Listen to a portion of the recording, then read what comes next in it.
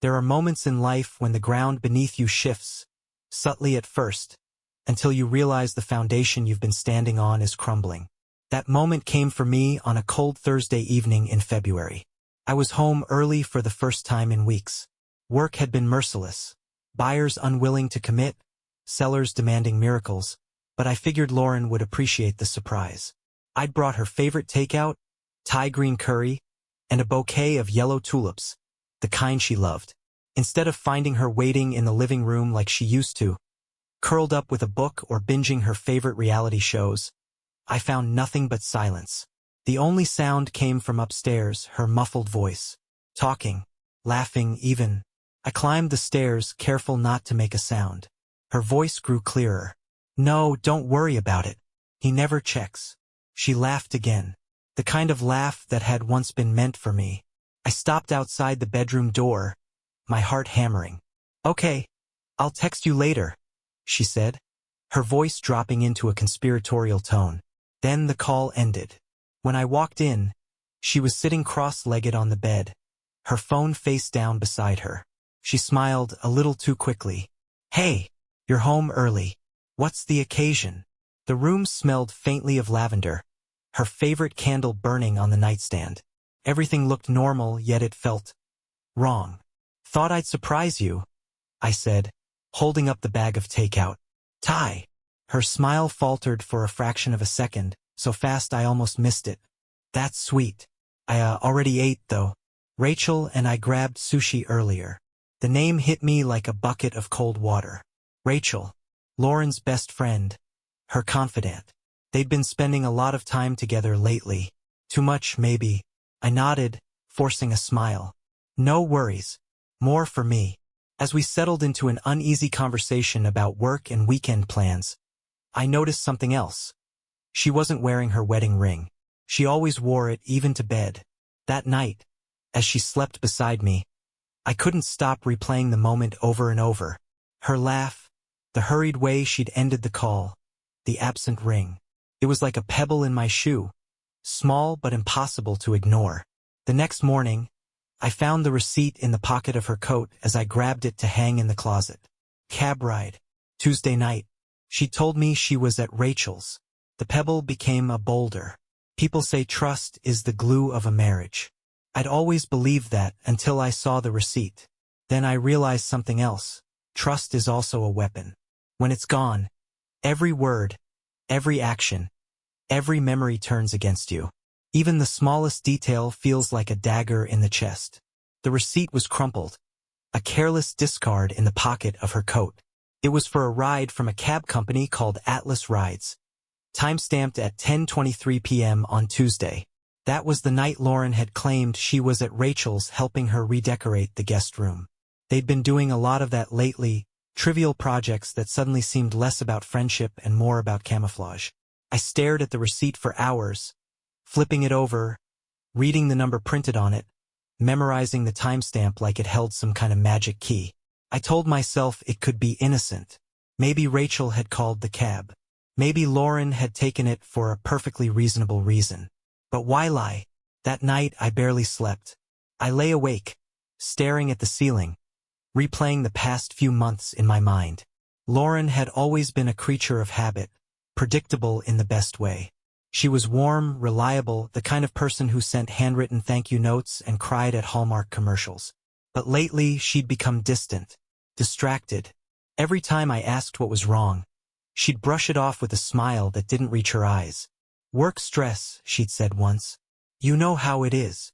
Except I did know how it was, and Lauren's part-time job at the library hardly seemed like the kind of thing to cause sleepless nights or secret phone calls.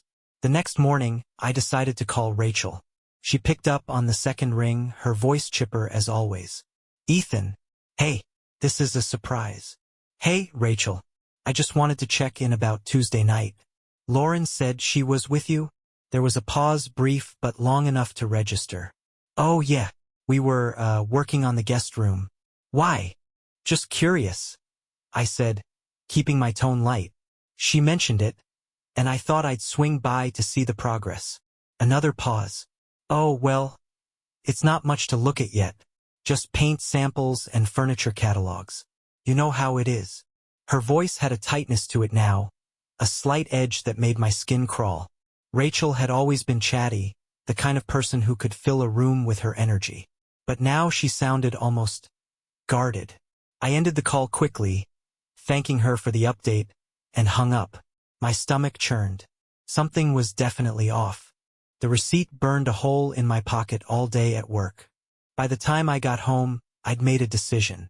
If Lauren wasn't going to tell me the truth, I'd find it myself. After dinner, when she retreated to the living room with a glass of wine and her phone, I slipped upstairs and locked myself in the spare bedroom. I pulled up the website for Atlas Rides and dialed the customer service number. A chipper voice answered. Atlas Rides. How can I assist you today? Yes, hi. I'm trying to track down a specific trip. It's from Tuesday night, around 10:23 p.m. Can you help me with that? Of course. Do you have the trip ID or the name of the passenger? I froze. I didn't have either. Thinking quickly, I said, the passenger's name is Lauren Carter. She might have booked it under Rachel Miller. Let me check. The sound of typing filled the line, followed by a pause. Ah, yes, I see it. The trip was booked by Lauren Carter and completed by one of our drivers, Marco Alvarez. My throat tightened. Do you have any details about the destination? Sure thing. It looks like the ride ended at 1746, Oak Ridge Avenue. Oak Ridge Avenue. That wasn't Rachel's address. Can I ask, was this a one-time trip? Or has she booked with Marco before? Looks like she's a regular passenger with him, the woman said cheerfully. 5 rides in the past month. I thanked her and hung up, my hands shaking. 5 rides, 5 lies, and Oak Ridge Avenue? I didn't even know where that was. Later that night, while Lauren slept soundly beside me, I searched the address on my phone. Oak Ridge Avenue was on the other side of town, a neighborhood I'd never had reason to visit. The house at 1746 belonged to a man named Marco Alvarez, the cab driver. I felt like the floor had been yanked out from under me. All the little things I'd ignored or dismissed, the late nights, the secretive phone calls, the missing wedding ring, clicked into place. Lauren wasn't just lying. She was betraying me. I sat there in the dark, staring at her sleeping face. She looked peaceful, almost angelic. How long had this been going on? Weeks? Months? And why? Was it something I'd done, or failed to do? The questions circled in my mind like vultures, picking at the remains of my sanity. By morning, I had made up my mind. I wasn't going to confront her, not yet. I needed more. Proof. Answers. Closure. Whatever came next, I had to be ready. The more I thought about Marco Alvarez, the angrier I became. His name echoed in my head like a taunt. Lauren had been in his car 5 times in the past month. Maybe more, and not once had she mentioned him. Who was he? How had he worked his way into my life without me even knowing? That Saturday, I decided to find out. Lauren had her usual yoga class in the morning, leaving me with a window of a few hours to dig deeper. I drove across town to Oak Ridge Avenue, my pulse hammering the whole way. It was a modest neighborhood, rows of single-story homes with neat lawns and faded paint. Marco's house stood out only because of the cab parked in the driveway, its bright yellow body glaring in the gray morning light. I parked down the street and waited, my hands gripping the steering wheel. What was I even doing? Confronting him now would be reckless. I didn't have a plan, just a gnawing need to see the man who had wormed his way into my marriage. My chance came an hour later when the front door opened and Marco stepped out. He looked exactly how I'd pictured him. Tall, dark-haired, with an easy swagger that oozed confidence. He was carrying a gym bag, dressed in a tight black shirt and jeans that fit a little too well. He climbed into the cab and pulled out of the driveway. On impulse, I started my car and followed him. Marco drove to a nearby diner, a little hole-in-the-wall place with a flickering neon sign. I parked across the street and watched as he slid into a booth near the window. He ordered coffee and started scrolling through his phone, oblivious to the storm brewing just outside. I couldn't stay in the car any longer. I needed answers. Summoning what little courage I had, I walked into the diner and took a seat at the counter, just a few feet away from him. He didn't look up. The waitress brought me a coffee, and I sat there, pretending to read the menu while sneaking glances at him. He looked younger than me, maybe mid-30s, with a sharp jawline and a confident air that made me feel small. It was easy to see how someone could be drawn to him. Eventually, I cleared my throat. "Hey, you're Marco, right? You drive for Atlas Rides." He looked up, surprised but not alarmed. "Yeah, that's me. You need a ride?" "No," I said quickly, trying to keep my voice steady. "Actually, I wanted to talk to you about my wife, Lauren." His expression flickered, just for a moment before he recovered. "Lauren Carter?" My stomach dropped. The way he said her name, it wasn't the casual acknowledgement of a stranger. It was familiar. Too familiar. "Yeah," I said, my voice tight. "She's been taking a lot of rides with you lately." He leaned back in his seat, studying me with a mix of curiosity and caution. "Look, man, I don't want any trouble." "Then tell me the truth," I said, my hands trembling under the counter. "What's going on between you two?" Marco hesitated, his eyes flicking toward the waitress as she refilled his coffee. When she walked away, he leaned forward, lowering his voice. "Look, I didn't know she was married, okay? She didn't tell me. I felt like I'd been punched in the gut." "So it's true? You've been seeing her?" He nodded reluctantly. "It wasn't serious, man. Just a few times. She said she wasn't happy at home, and don't," I snapped, cutting him off. "Don't you dare try to justify this." My voice was louder than I intended, drawing a few curious glances from nearby tables. Marco held up his hands in a placating gesture. "I'm not trying to start anything. I didn't know. If I had, I would have stayed away. I'm sorry." Sorry. The word felt hollow, meaningless. How could he be sorry when he'd been complicit in shattering my life? I stood abruptly, my chair scraping against the floor. "You stay away from her. You hear me?" He nodded, his expression unreadable. I didn't wait for a response. I walked out of the diner, my head spinning and my chest tight with rage. Back in my car, I sat for a long time, staring at the steering wheel. Marco's words played over and over in my head. She said she wasn't happy at home. Was that true? Had Lauren been unhappy, and I'd been too blind to see it? Or was that just an excuse, a way to absolve herself of guilt? I thought about confronting her right then, but something stopped me. I needed more. Marco had given me part of the story, but Lauren held the rest. And if I was going to confront her, I wanted the whole truth. That night, I kept my distance. Lauren seemed oblivious, humming to herself as she cleaned up after dinner. She even kissed me on the cheek before heading upstairs, as if everything was fine. But everything wasn't fine. Not even close. I spent the next few days quietly digging deeper. I checked her phone when she left it unattended, scanning her messages for any sign of Marco. There was nothing, no texts, no calls. She'd covered her tracks well. Then, on Wednesday, I found something she hadn't hidden. A receipt from a hotel. The date matched one of Marco's rides. The hotel receipt was my tipping point. It felt like holding a loaded gun, each line of the transaction pulling the trigger on another part of my sanity. The date, the room number, the time, it all painted a picture too vivid to ignore. And yet, some part of me still hoped for a different explanation. Some far-fetched scenario that didn't involve my wife in another man's arms. That night, I couldn't pretend anymore. As Lauren came into the kitchen, humming softly and stirring her tea, I laid the receipt on the table between us. "What's this?" I asked, my voice sharper than I intended. She glanced at it, her expression neutral at first. Then her face fell. "Ethan, I can explain." "Don't," I interrupted, my throat tightening. "Don't lie to me. I've been patient.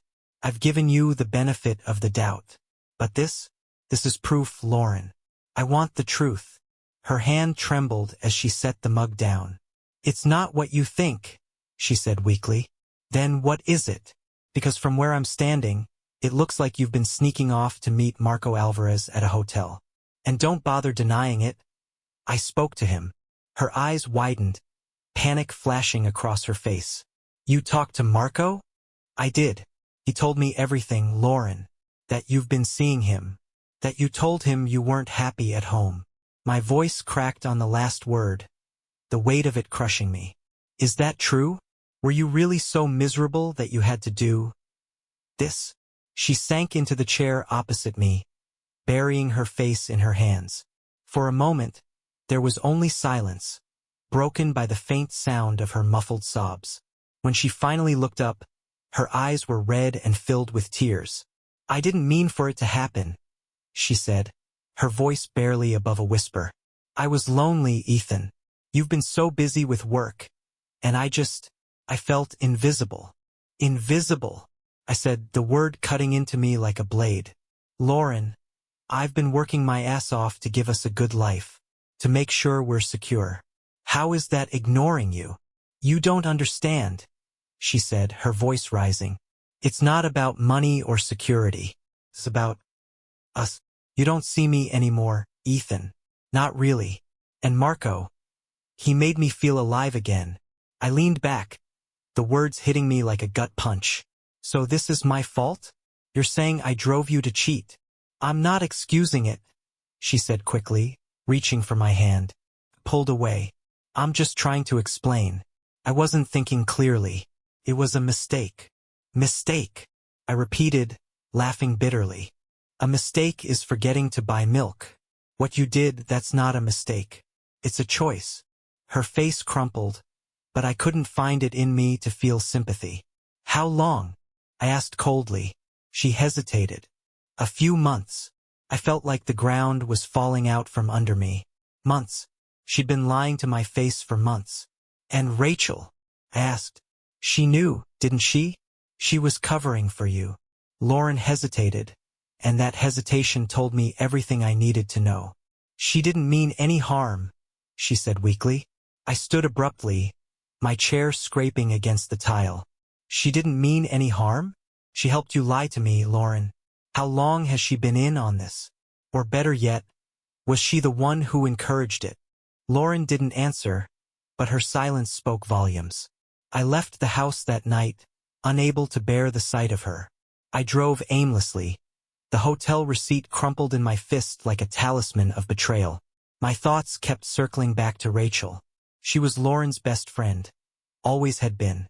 But in hindsight, she'd always had a strange energy around me. A flirtatiousness that made me uncomfortable. Was it possible she'd pushed Lauren toward the affair for her own reasons? The thought was like a splinter in my mind. Impossible to ignore. I needed to talk to Rachel. If she'd been complicit in this, I wanted to hear it from her own lips. The next day, I called Rachel and asked her to meet me at a coffee shop. She sounded nervous but agreed. When she arrived, she greeted me with her usual bright smile. But I wasn't in the mood for pleasantries. Cut the act, Rachel, I said as soon as we sat down. I know about Lauren and Marco. I know you covered for her. Her smile faltered. Ethan, Why? I interrupted. Why would you help her destroy our marriage? Rachel sighed, stirring her coffee without looking at me. I didn't push her into anything, Ethan. She came to me because she was unhappy, and I just wanted to support her. Support her? By encouraging her to cheat? That's not support, Rachel. That's sabotage. She looked up, her eyes flashing. Sabotage? Are you serious? Do you even know how hard it's been for Lauren? How lonely she's felt. And you exploited that, didn't you? I snapped. Because let's be honest, Rachel. This isn't about Lauren. This is about you. Her face froze, the color draining from her cheeks. I leaned forward, my voice low and venomous. You've always wanted me, haven't you?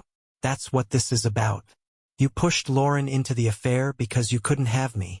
Rachel's eyes widened, and for a moment, I thought she might deny it. But then she smiled. A bitter, twisted smile. You think you're so smart, don't you? Fine. Yes, Ethan. I wanted you, but you were too busy being the perfect husband to notice. I sat back, stunned. Rachel's confession left me speechless. She had sabotaged my marriage out of jealousy, turning Lauren against me to satisfy her own bitterness. When I left the coffee shop, I felt strangely numb. The betrayal was deeper than I'd imagined. tangled in layers of manipulation and resentment. Lauren, Marco, Rachel, they'd all played a part in tearing my life apart. But as I drove home, a strange sense of clarity settled over me. I couldn't change what had happened. I couldn't undo the lies or the betrayal. But I could decide what came next. And for the first time in weeks, I felt like I could breathe. By the time I got home, the sun was dipping below the horizon, casting long shadows across the living room. Lauren was on the couch, curled up with a blanket and her phone. When she saw me, she sat up, her face etched with worry. "Ethan," she started, her voice trembling. I raised a hand to silence her. "Not now. We're going to talk. But not like this." She nodded, her shoulders sagging in relief or resignation. I wasn't sure which. Without another word, I headed upstairs, needing space to process everything Rachel had told me. The weight of her confession clung to me like a second skin. Rachel's manipulations, Lauren's betrayal, it was too much. But there was one thing Rachel said that I couldn't shake. Her claim that Lauren was unhappy. Was it true? And if it was, had I failed her as a husband? Or was she just looking for someone to blame? I spent hours pacing the room, my thoughts spiraling. By midnight, I'd made up my mind. I was going to confront Lauren, not just about the affair, but about everything. I needed answers, closure, even if it tore me apart. The next morning, I found her in the kitchen, sipping coffee and staring out the window. She turned when she heard me, her eyes red from crying. "Ethan," she said softly. "I'm sorry. Don't apologize," I said, pulling out a chair and sitting across from her. "Not yet. First, I need you to tell me everything. No more lies." She hesitated, then nodded. "Okay." I leaned forward, my hands clasped on the table. "Why Lauren? Why him? Why now?"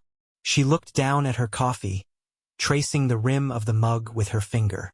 "I don't know how to explain it," she said after a long pause. "I wasn't looking for this. It just happened." "It just happened isn't good enough," I said, my voice sharp. "Was it me? Did I do something?" "No," she said quickly, looking up at me. "It wasn't you. It was me. I felt lost, Ethan. Like I wasn't enough. Like I wasn't seen." "Seen," I repeated, the word bitter on my tongue. "Do you have any idea how much I've sacrificed for us? How hard I've worked to make sure we're okay?" She flinched, tears welling in her eyes. "I know, and I appreciate it, I do. But it's not just about money or security. I wanted more than that. I wanted to feel alive." "And Marco made you feel alive," I said flatly. She nodded, her tears spilling over. "At first, it was just talking. He was kind and he listened. But then it became something else. And I hated myself for it, Ethan. I hated what I was doing to you." I leaned back, the weight of her words pressing down on me. "And Rachel?" I asked. "She knew, didn't she?" Lauren hesitated, then nodded. "She didn't approve, but she understood." "Understood," I said, my voice rising. "Lauren, Rachel wasn't helping you. She was helping herself." She frowned, confused. "What are you talking about?" I hesitated, debating whether to tell her the truth. But she deserved to know. "Rachel admitted to me that she's been in love with me for years. She encouraged you to cheat because she wanted to destroy our marriage." Lauren stared at me, her face pale. "No," she whispered. "That's not possible." "It is," I said bitterly. "And you played right into her hands." She buried her face in her hands, her sobs racking her body. I wanted to feel anger, to let my rage burn away the pain, but all I felt was hollow. For the next few days, the house was a silent battlefield. We spoke only when necessary, our words clipped and mechanical. I didn't know what to do or where to go from here.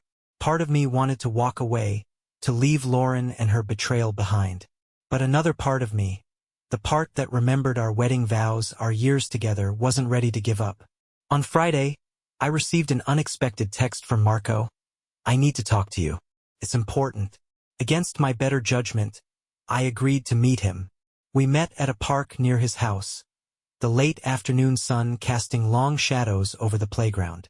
He was already there when I arrived, pacing nervously. "Thanks for coming," he said when he saw me. "I didn't know who else to talk to." "This better be good," I said, crossing my arms. "It's about Rachel," he said, glancing around as if afraid someone might overhear. "She's not who you think she is." I frowned. "What are you talking about?" He sighed, running a hand through his hair. "She came to me before all this started. She offered me money to get close to Lauren. She said it was to help her, to make her feel wanted again. But now I think she had other reasons."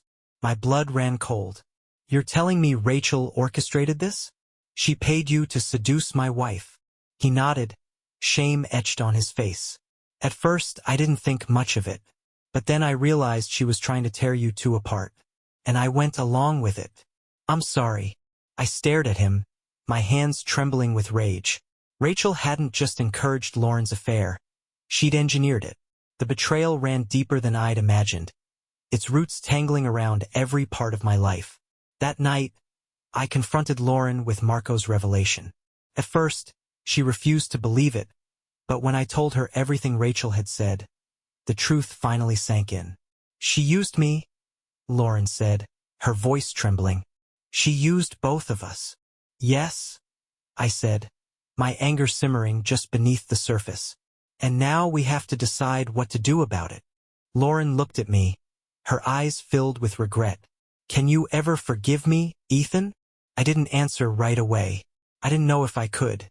Forgiveness isn't something you can force. It's not a switch you flip, or a word you say to make the pain go away. It's a process, a slow, messy, painful process. And as I sat across from Lauren that night, her tear-streaked face illuminated by the dim glow of the kitchen light, I realized I wasn't ready to forgive her. Not yet. Maybe not ever.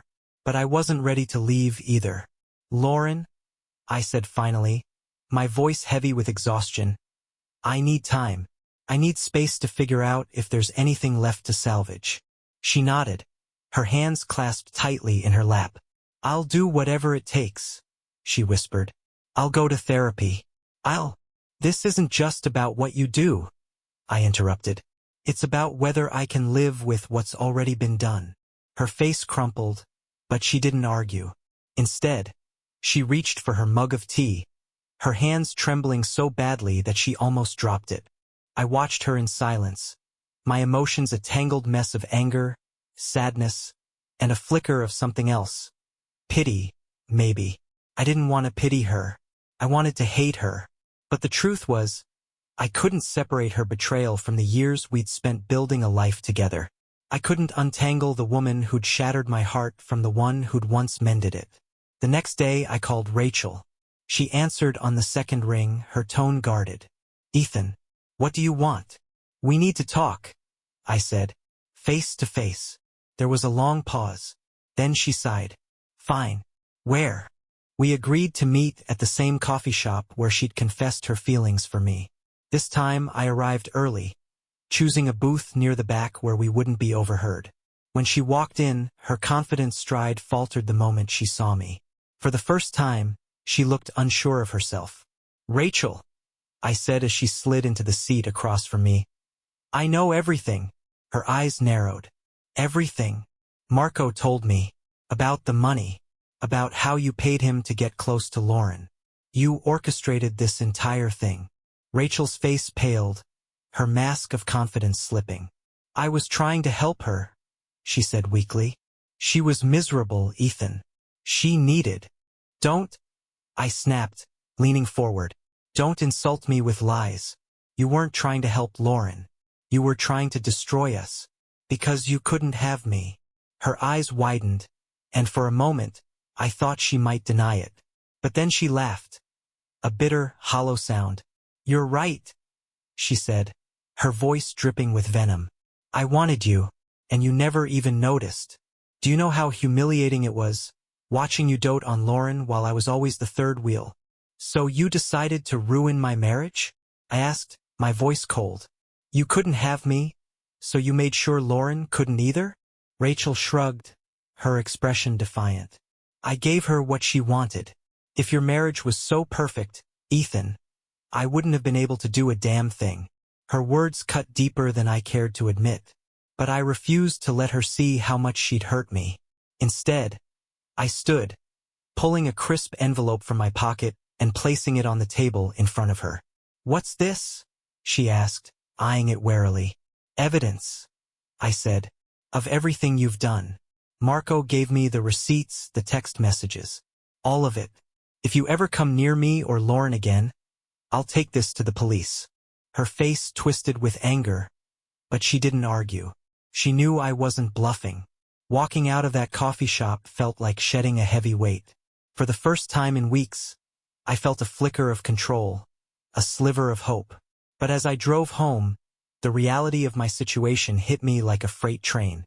Rachel might have been the catalyst, but Lauren had still made a choice. A choice that had shattered the foundation of our marriage. When I walked through the front door, Lauren was waiting for me in the living room. She looked up, her eyes searching mine for some sign of forgiveness. "I spoke to Rachel," I said, my voice flat. "What did she say?" Lauren asked, her voice barely above a whisper. "It doesn't matter," I said, sitting down across from her. "What matters is us, and whether we can find a way back to each other."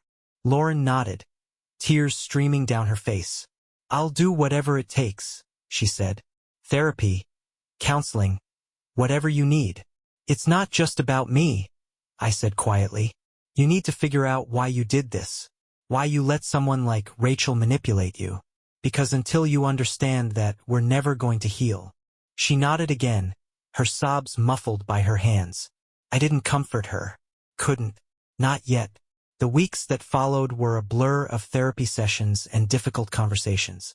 We unpacked years of buried resentment and unspoken fears, peeling back the layers of our marriage until all that was left was the raw, uncomfortable truth. It wasn't easy, and it wasn't pretty, but it was real. In the end, we decided to take a break. Lauren moved in with her sister, and I stayed in the house.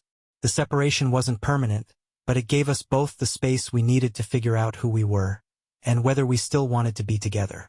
One evening, months later, I found myself sitting on the back porch, watching the sun dip below the horizon. The air was warm, the faint hum of crickets filling the silence. My phone buzzed beside me, and I glanced at the screen. It was a text from Lauren. "I'm thinking of you." I stared at the message for a long time before typing a reply. "I'm thinking of you too." As I hit send, I felt a strange sense of peace. The road ahead was uncertain, but for the first time in a long time, I felt like I was moving forward.